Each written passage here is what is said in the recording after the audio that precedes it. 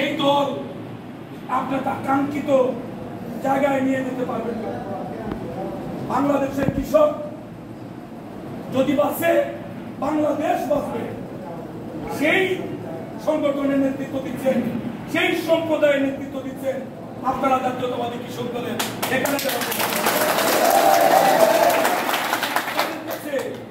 আমাদের প্রত্যাশা বিএনপি জনগণের ভোট দ্বারা বারবার রাষ্ট্র ক্ষমতায় গিয়েছে। আগামী ত্রয়োদশ জাতীয় সংসদ নির্বাচন ইনশাআল্লাহ নির্ধারিত প্রত্যাশিত তারিখ অনুযায়ী হবে। সেখানে জনগণ ভোট দেবে। আমরা আশাবাদী আমাদের দল বাংলাদেশ জাতীয়তাবাদী দল জেনে শুনে যাচাই বাছাই করে বিভিন্ন আসনে প্রার্থী দেবে। আমরা 300 আসনে ধানের শীষের প্রার্থী খালেদা জিয়া তারেক রহমানের সরাসরি নির্দেশনায় নির্বাচনে অংশগ্রহণ করবে। নির্বাচিত হওয়ার পরে যদি আল্লাহ আমাদেরকে কাজ করার সুযোগ দেন, তারেক রহমান সাহেব যখন নেতৃত্ব দেবেন, জগা কিছুর নেতৃত্ব আর বাংলাদেশে চলবে না। যার যা কাজ তাকে সেটাই করতে হবে। অনধিকার চর্চা তারেক রহমান বরদাস্ত করবেন না। এখন কৃষক দলে যারা আছেন, এই কৃষকদের জন্য দলের যে ভাবনা, কৃষকদেরকে নিয়ে বিএনপির যে চিন্তা চেতনা, সেই চিন্তা চেতনাকে বাস্তবায়নের জন্য সর্বাগ্রে যারা ভূমিকা রাখবে তারা হচ্ছে বাংলাদেশ জাতীয়তাবাদী কৃষক দল। যদি আপনারা লোক লালসাকে পিছনে ঠেলে দিয়ে সামনে আগাতে চান, তাহলে কৃষক দলের নেতৃত্ব দেন। তারেক রহমানের পরিষ্কার বক্তব্য, দুর্নীতি আর বিএনপি একসঙ্গে করা যায়। কৃষকদের জন্য রাষ্ট্রের অসংখ্য অসংখ্য বরাদ্দ থাকবে, কৃষকদের জন্য অনুপ্রেরণা থাকবে, কৃষকদের কাছে নিয়ে যাওয়ার জন্য আপনাদেরকে ভলান্টিয়ার হিসেবে কাজ করতে হবে। এইখানে যদি আপনারা 9-6 করেন, আল্লাহ বরদাস্ত করবেন। এটা মাথায় রাখতে হবে। খালেদা জিয়া হচ্ছেন সেই নেত্রী, ওনার জীবনে প্রথম নির্বাচনে অংশগ্রহণ করে নির্বাচিত হয়ে দলকে রাষ্ট্রীয় ক্ষমতায় যিনি নিয়েছিলেন, তিনি আমাদের প্রিয় নেত্রী বেগম খালেদা। 91 সালে 5,000 টাকা কৃষি ঋণ সুদ সহ মওকুফ করেছিলেন বেগম খালেদা। কৃষকদের জন্য খাল খনন কর্মসূচি চালু করেছিলেন শহীদ রাষ্ট্রপতি জিয়াউর রহমান। সেই খাল খনন খালেদা জিয়া অব্যাহত রেখেছেন। আমাদের প্রিয় নেতা তারেক রহমান সাহেব রাষ্ট্র ক্ষমতায় নেই, কিন্তু দেখবেন এই ড্রাই সিজনের নির্বাচনের আগে আপনাদেরকে আমাদেরকে উদার হাতে নিয়ে কৃষকদের পাশে দাঁড়াতে হবে। এই প্রস্তুতি আপনাদেরকে দিতে হবে।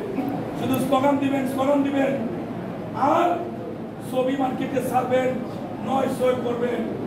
তাহলে দেখেন দুঃখজনক হলো সত্য, ইতিমধ্যে 8 থেকে 10,000 নেতা কর্মী বিভিন্নভাবে অনৈতিক কর্মকাণ্ডে দলের বিরুদ্ধে, দলের সিদ্ধান্তের বাইরে কাজে সম্পৃক্ত হওয়ার জন্য তারেক রহমান সাহেবের নির্দেশে দল থেকে স্থায়ীভাবে বহিষ্কার করা হয়েছে। উনি বলেছেন দুষ্ট গরুর চেয়ে শূন্য গোয়াল ভালো। এই সমস্ত আবর্জনা বিএনপি কোনোভাবে নিজের দায় ভার বহন করবে। তাই কৃষক দলের যারা আছেন নিজেদের এলাকায় যাবেন, কৃষকদের সঙ্গে বসবেন, কৃষকদের মনোভাব বুঝবেন। যদি আপনার দল আমার দল জনগণের ভোট দ্বারা নির্বাচিত হয়ে আল্লাহর রহমতে রাষ্ট্রীয় ক্ষমতায় যায়, আমাদের দল নির্বাচন সামনে রেখে নির্বাচন ইশতেহার ঘোষণা করবে, সেখানে পরিষ্কার করবে বিএনপি ক্ষমতায় গেলে এদেশের কৃষক সমাজের জন্য বিএনপি। এই বার্তা আপনাদেরকে মানুষের কাছে পৌঁছে দিন। এখন যদি মনে করেন দামি জুতা পায়ে দিয়েছেন, দামি কাপড় গায়ে দিয়েছেন, কৃষকের কাছে যাবেন কিভাবে? আমি অনুরোধ করবো দয়া করে কৃষক দল ছেড়ে দিন। কৃষক দল করতে গেলে কৃষকের কাছে আপনাকে যেতে হবে, ধান ক্ষেতের আইল দিয়ে আপনাকে হাঁটতে হবে, ধানের মন কত আপনাকে বলতে হবে, ধানের চারা কোথায় কখন পাওয়া যায় বলতে হবে, কোন ধান কত দিনে কাটতে হয় সেটা আপনাকে বলতে হবে। তারেক রহমান সাহেব এই কৃষক দলকে নিজে উপস্থিত থেকে প্রশিক্ষণের ব্যবস্থা শুরু করেছেন। প্রশিক্ষণ দিয়ে এসেছে। আমরা অনুরোধ করব আপনাদের অর্জিত এই জ্ঞান আপনারা আমাদের কর্মীদের মধ্যে বিলিয়ে দেবেন।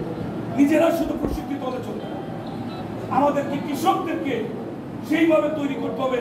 আমাদের দেশের অর্থনীতির মূল চালিকা শক্তি হচ্ছে আমাদের কৃষকদের।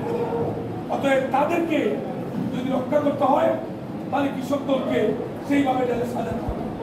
খালি ভাই অমুক করবে না, তমুক জয়েন করবে না, অমুক অমুক পদ পাইছে, তমুক পদ পাইছে, যদি কৃষক দল আপনাকে গ্রহণ না করে আপনার এই পদের কি দাম আছে? কি দাম আছে? দলকে ভালোবাসতে হবে, কর্মীকে ভালোবাসতে হবে। তাহলে আমার মতো জেলে থেকেও নৌকাকে ৩,৫০০ ফুটে পরাজিত করা যাবে।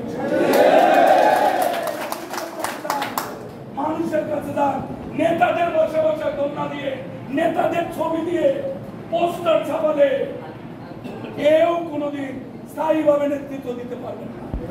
নেতা একজনই, ভাই দলে একজনই, সেটা হচ্ছে তারেক রহমান। এছাড়া আমাদের দলে অন্য কোনো ভাই নাই। খালেদা জিয়া তারেক রহমানের বাইরে বিএনপিতে কেউ আমরা অপরিহার্য নই। একমাত্র খালেদা জিয়া এবং তারেক রহমান। ওনারা যাকে যেখানে ভালো মনে করেন তাদেরকে দায়িত্ব দেবেন। আমরা সকলে মিলে একসঙ্গে ভেদাভেদ ভুলে ঐক্যবদ্ধভাবে আমরা আমাদের দৃশ্যমান শক্তি, অদৃশ্য শক্তিকে আমরা পরাজিত করতে চাই।